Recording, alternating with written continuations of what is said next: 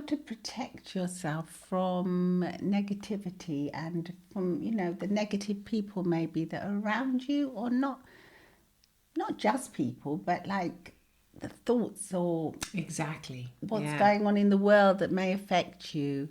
We wrote all of that, the vibrations around you as well. we wrote a story called Under the Umbrella in our book Stress Free with 3 Minutes, and it's a metaphor, really, isn't it, for this? Well, it's actually a helpful tool, we a believe. helpful If you tool. manage to put it into practice, I think it really will help. It's helped me, and it's helped you, and it's helped lots of other people. And it helps with anxiety, stress, Yeah.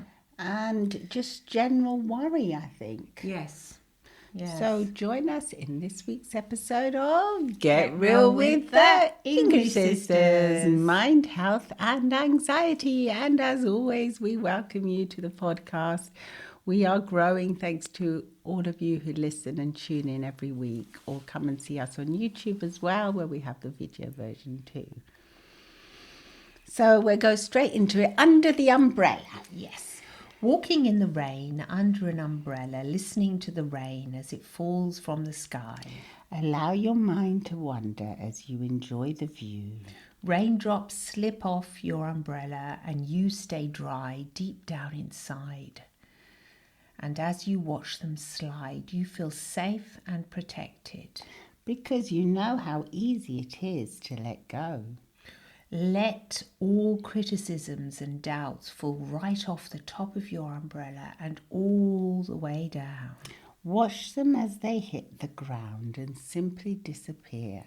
Then, even on a sunny day or whenever you feel the need, you can, if you like, close your eyes and open your umbrella. And remember how easy it is to allow all unhelpful thoughts to fall right onto the ground. You need a deep breath after that one. Definitely. Definitely do need a deep breath. And I think generally throughout the day, if you stop for a moment and take a deep breath, it will help you just reset, doesn't it? It does, resets yeah. everything. And I do believe, when I imagine the story of this umbrella, I imagine those transparent umbrellas that once I think we used to have when we were children, the little ones that were like, would envelop you. Yeah, they were all like made of clear plastic. They still exist, you know. They still exist yeah, now. but people still make them. Yeah, they're cute. And I imagine them, I don't know why, perhaps. I don't know what you imagined. I always imagine just a black umbrella. A black one, okay. Because I think the black one, for me, it's like more protective. It goes over the top, yes, and it like protects you underneath. It's not see-through. Yeah, like a shield. Like a shield, and then the raindrops just fall off that on either side. Lovely. No, I sort of see the raindrops dropping off the... Yes, the invisible. It's curious to see how we all have different imaginations, don't we? Absolutely. That's depending on, if you're like, I think it's called avisual or hypervisual. It's like if, there are different types of things that you see in your mind depending on how you imagine them. Some people don't actually, if they're avisual, they don't actually imagine things. Well, I think, but we're both hypervisual, so we can really see things very well. I was listening to a podcast about that. That's why I might even be getting the words wrong. So what do they do then? Well, like, for example, if you said, imagine an open umbrella, not imagine, you just say, okay, so there's a scene where there's somebody walking in the rain with an umbrella, and what can you see? I see a person walking in the rain with an umbrella, a man with a black umbrella. Well, that's quite detailed, you see. And do you see it like a movie? Like, is there movement in what you see, or is it movement? Yeah, same as with me. But if you ask an avisual person what they see, they don't actually see anything. They rely more on... I mean, for me, it's extremely difficult to imagine what they... When I was listening to this podcast and he was asking the other guests, what do you see? He said nothing really, but you'd be surprised to find that most of the people that design and draw cartoons, and they work for like Disney, all these people, they're avisual. They don't actually they don't actually imagine it the way we do. Like I too, when if somebody said, imagine a scene, this was actually in the podcast, of a tablecloth with red checks on it and an ant, and there's a jar in the middle, of a red jar with some kind of red liquid in it. I would imagine the ant going towards a red. Yeah, me too. Yeah, I mean, I don't know you people out there listening, what you would see or what you imagine. So, I mean, we're all very different though. I also saw the tablecloth. I actually saw the ant moving, quite a large black ant moving towards the red. Scary, no, not tiny that ant. It wasn't that scary, just a normal garden ant. But you know, they're quite big compared to some of the tiny Don't ones. like ants. Yeah, all right. It's not about ants. The reason why you don't like ants and why you're squeamish at the time is because you are hypervisual. I don't want to make the whole podcast about this, but it was just something I found really interesting. So what can our listeners do then if they can't visualise a black umbrella? You close your eyes and you yeah, if you can't visualise it, you've given me a question. Maybe do a drawing like what they do. They draw it on a piece of paper and then you can see it. Yes. Yes, or you can, if you have an umbrella in the house, you can literally open an umbrella up, and then you can. You have to go inside, obviously, and imagine again. Imagine. You have to go outside to open an umbrella because apparently it's superstitious to open it inside the house. Apparently it is. Do you still adhere to that? I do definitely adhere. I'm not really superstitious, but I just think, why not? Just in case. Really, yeah. And I think there's obviously reasons for it, because I think if you open an umbrella in the house, it's big and you could hurt yourself. Exactly. You might poke someone with it, or someone hurt. You know, it's quite a big thing. You do. I remember when we were in London walking down with our umbrellas, because there's so many people, they all bump into each other. It's actually quite dangerous. Yes, it is. To have umbrellas. You need your umbrella as well to protect yourself. Yeah. Walking around, because if you're the one without your open umbrella, you might get poked. Oh, yes. So imagine you're the only one without it. Anyway, going back to what we were talking about, I've got distracted by this other thought. But I mean, where I'm allowing ourselves to get linguistic programming. Yes. There's a lot based on visualization, isn't there? Like if you're afraid of something, put it in a frame and like take it away from you. Visualize it going further and further away. Visualize it in black and white. That's what I was thinking. If you're avisual, so if you're somebody avisual, then what do? It's harder to do those techniques. You have to work around them. Be creative. Exactly. You have to be creative.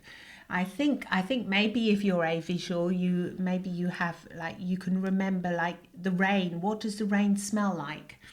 If there is any kind of, sometimes you can remember. I don't think that people can be totally avisual though. Not totally, perhaps. Because like if you like what they say in neurolinguistic programming, when you're little, you learn what a door looks like and how it opens, then you every door you come across, you know how to open it, and you know it's a door. Yeah. So you must be able to visualize. You must be able to see the door and know what it is. Perhaps they're less than less. I haven't researched it enough to be able to say that. Yeah. I just listened to a quick podcast. I know, that they were for mentioning instance, with my husband, I can go into a shop and see a wardrobe or something, and I can visualize it in the room, whereas he can't. Exactly. Or I can kind of visualize what a certain color curtain would look like. I can imagine it. And sometimes, like when you actually watch a movie, you feel so much pain for what's going on. Definitely. Because, or like when my husband, he used to tell me jokes, and I used to think, I can't have those. Yeah,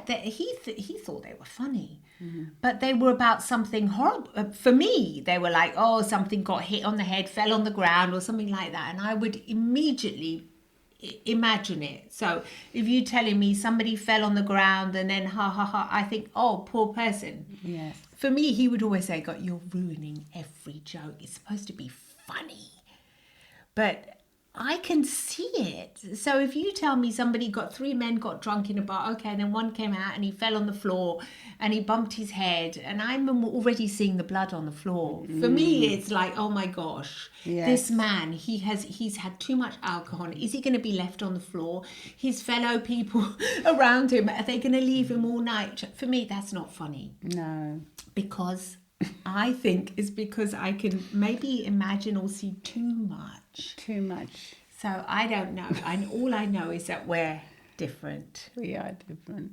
I can see, I don't like it either, I must say. I don't like those jokes, those kind of jokes. Yeah, or anything that to do with anything that is like deprecate somebody or someone. I can't. People get hurt in it. Yes, I don't. Yeah. I don't like that. I don't find it humorous at all. No. No, I don't either. He says your reaction is funnier than the joke because you're so upset by it. I mean, he's learnt now over the years not to say those jokes, but anyway. They don't get much satisfaction, do they, from telling us those kind of jokes? No, they don't. I remember once when we were at the gym, the gym owner told me a joke and I started crying. And he was so upset by it in the end. But I said, sorry, but those jokes, they don't cut it with me. I don't find them humorous. I mean, it was a horrible joke, really. It was awful. But I still remember it. Yeah, I don't find those things funny. But it is because I've got such a visual imagination, yes. and I think people when people like us that are empathetic and very visual, we do suffer more from anxiety and stress because we can imagine everything so much. We live things so fully that we really do need the umbrella. We really to do. Protect us. We do, and we can from other people and other people's see it, thoughts. and we can hear the heavy rain falling, and we can see the raindrops fall on the ground in our minds, and perhaps even hear the drops as they fall, and we can allow ourselves to let go. Yeah, and that we don't have to absorb everything or get so upset by That's everything. a good point. Absorb everything. I think that's probably the reason why we wrote the story in the beginning, because we also felt like we didn't need to absorb everything. Very, very much at the beginning of our careers is when we wrote this book, or right, sort of midway, and we were probably feeling sometimes a little bit overwhelmed. And I do. You're absolutely right. Yeah, it's not to get everybody else's worries and fears, and you just pop the umbrella up and you say, okay, or for even one our moment, own worries and fears, our own overthinking about certain situations. We may have done something, and then we're thinking, have I offended someone? Have I upset somebody? Yeah.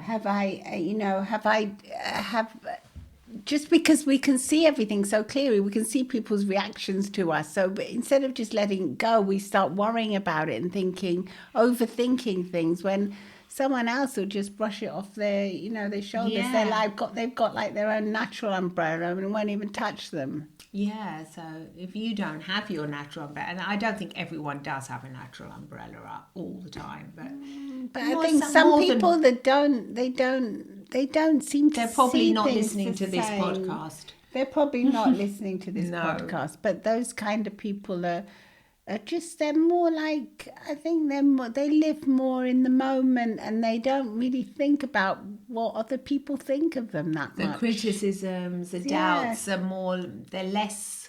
They're just more like la la la. Down to earth. They're just thinking more about what's happening to me today. Maybe a little bit more self-centered. Maybe. But maybe that's also something we can learn from. Sometimes I admire those people. Yes. I can learn from people like that. Yes, we can learn to be a little bit more. My husband, sometimes he's more self-centered than me. And very much so is mine. And he doesn't bother, these things just don't bother him or them or your husband. I just think, I should learn from that. I do try and learn from Yes. Yeah, you do try and learn, don't you? We do learn. Sometimes I model it. We do learn. I model that kind of behaviour and saying, okay, just Just kind of let go, it's not I not have a problem. actually used the umbrella though many times on I've my own. used it lots of times as well as a useful tool. Yeah, an because imaginary tool just to it's put it just- up, and you just think, no, this the umbrella's going up now. the umbrella's going up, so you might be in a meeting and you might be getting what people call helpful criticism, helpful feedback, but You may feel like crying. if you're vulnerable, yes, you might think, yes, I know this is helpful, but you're getting a lot of stuff said to you that you may feel is not quite right or slightly unfair because you did try your best and you did. So that's a moment to just pop up this umbrella. Nobody knows what's going on in your head. You open the lovely umbrella up and you start listening and letting it all fall down to the ground. Whereas it doesn't have to come inside you, it could go outside and fall on the ground. And this can be useful for anything. I refer to work, but it could be private relationships. Not everything that everyone's telling you has to be taken so personally. No, and people are in their own heads a lot of the time, and they may say things that they don't actually really mean as well, or they just they don't give those things the same weight that maybe us that are more sensitive and more empathetic give it. And so that's what makes it harder for us and makes us feel more stressed and more anxious than maybe other people. Yeah, I've got one son who is very empathetic, and I actually taught him this technique when he was little. And I remember saying, just put up the umbrella then. Just listen to what people are saying. It's not you don't have to take it so personally. Let it go. But it can be difficult. There are other metaphors you can imagine, like a balloon. You put everything in the balloon and then you can just watch a balloon go up in the air. That's also another one where you can let go. That's another lovely technique. But I don't know why, but I found this one as if, but maybe, I don't know, I could sort of relate to it easier.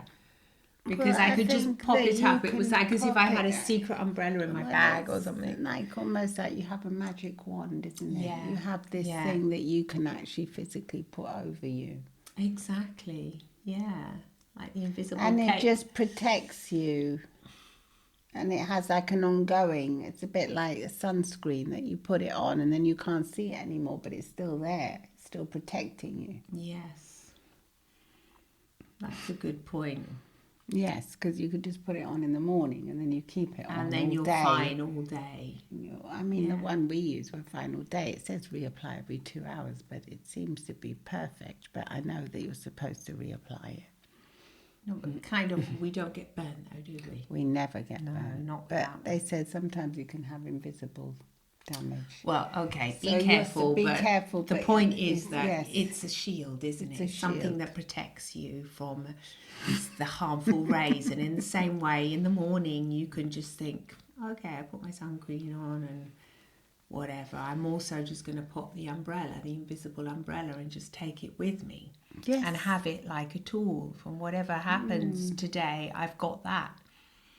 And it's something to have up your sleeve. It's another little trick, isn't it? It's definitely a trick. And it's a trick that actually works because you can absolutely really works. hear the criticism fall down. You can hear there's lots of things that people say that they might not mean. And it can also help, Or like you with yourself. overbearing thoughts or overthinking certain situations. If you find that you have like an earworm and you can't get rid of it and you keep thinking about it, and you can just say, okay, this Time to- keeps coming back again, so let me just put the umbrella up now and imagine it falling on the umbrella, and then it just goes into the ground and it's finished with. Yeah, like a raindrop, it will Yes. be absorbed. It will, but not by us. No, exactly. By the ground, which actually needs it to flourish. Yeah. So let us know what you think. Do you find that you need, or you're searching for, maybe that's why you found this podcast episode, because you're searching for calmness in your life and you feel that you need to be grounded and be stress-free and anxiety-free. And I think that's why originally we got into all of this therapy and hypnotherapy, because we felt as if there was something missing in our lives, that we needed to have certain ways of dealing with situations and coping with things. Yeah, and just becoming more resilient and learning how to let those unhelpful thoughts, or even just to learn how to say that some thoughts are unhelpful, to become aware of the fact that we have helpful and we have unhelpful thoughts in our lives all the awareness time. is what we always say is key. Awareness because once is key. you're aware, you know. You know, exactly. Well, let's hope that, you can use the umbrella whenever you need to. Yes, and let us know if you're already using it, and there might be already something that's come up, because it is a very useful tip and trick to use, and technique. Yes. For stress relief and anxiety relief and just general well-being, really. And that way you can allow your mind to wander and to enjoy your view. Come and see us on Instagram, X, wherever you get your podcast to, at the English Sisters, and come and see the video version where you can actually see us in person, so to speak. And if you'd like an individual therapy session, we are available online. So just message us and we'll arrange it for you. Yes, we will. Thank you so much. Love and smiles from the English Sisters. Bye. Thank you for listening all over the world. Bye-bye.